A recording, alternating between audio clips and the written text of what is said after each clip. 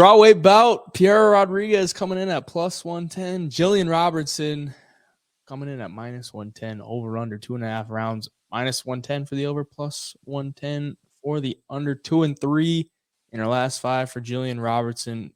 5-0 undefeated for Piera Rodriguez. 11-7 record for the girl Gillian Robertson. She's going to be moving down from flyweight to strawweight, which I think is probably going to be a good move because she has looked quite undersized in her fights at flyweight. So she's going to be the bigger woman in this one. It's going to be interesting to see because, she's been a great grappler for her entire career, and she's grappling against bigger girls. So she's going to be the bigger woman grappling with the grappling advantage. So I think she could find a lot of success at the strawweight division, but maybe the speed is something that catches up to her in this division. Maybe she just can't quite get to spots on the ground or something like that. But she did just submit Rose Namajunas in Fury Pro. And at the end of 2022, she had the submission win against Maria Agapova, made her foam at the mouth with that submission, which is pretty crazy. That was quite the sight to behold. But in this one, I find it hard to not bet on her because she is 27 years old. I mean, a minus 110, very playable price. She's 27 years old, 13 fights in the UFC, and she's moving down. She's going to be a bigger girl.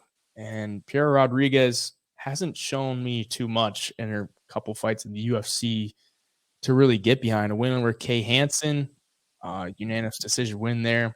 I bet on her there. And then a fight against Sam Hughes, which she won by decision as well. The reason that I can't really get behind her is because she likes to mix in the wrestling and get some takedowns to score some points.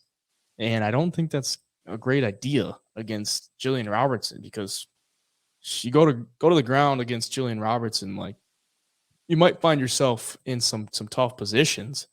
And no girl has really tried to do that against Gillian Robertson to like take her down other than Miranda Maverick. And yeah, she's only been taken down more than once in her career. And that was against Miranda Maverick. She got taken down 3 times. And I just think Gillian Robertson's probably going to show the experience in this fight and be able to get a win. What do you think?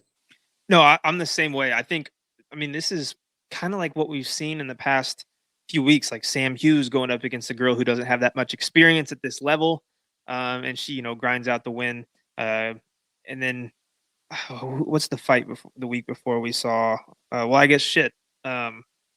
What's her name that I had a parlay with? Veronica Hardy. Yeah. I can't even. Juliana Miller. I don't know why that couldn't come to me. But Veronica Hardy put it on Juliana Miller.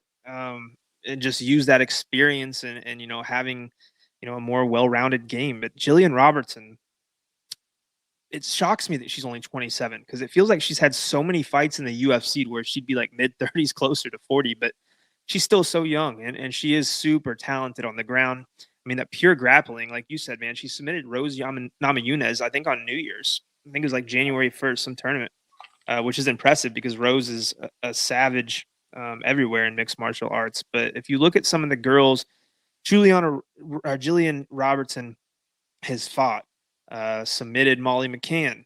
She's fought, Veronica Hardy, speaking of, submitted Veronica Hardy, Courtney Casey, lost to Talia Santos and Miranda Maverick, but submitted Priscilla Cachoeira. And like you mentioned, the foaming of the mouth of Maria Agapova. I think that choke was maybe in just a tad too long, but if Piera wants to take this thing to the ground, Gillian Robertson is a submission threat from her back.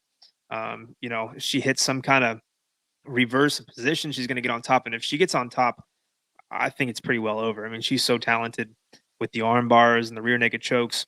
So anywhere this fight goes, man, I think it's Gillian Robertson. I just, at this price, I think you have to take her.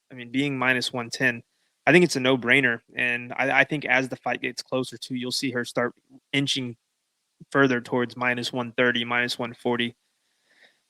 Because, man, in women's MMA, you always take that more experienced girl compared to a fighter who only has a few fights in the UFC and they're coming against Machado and Kay Hansen.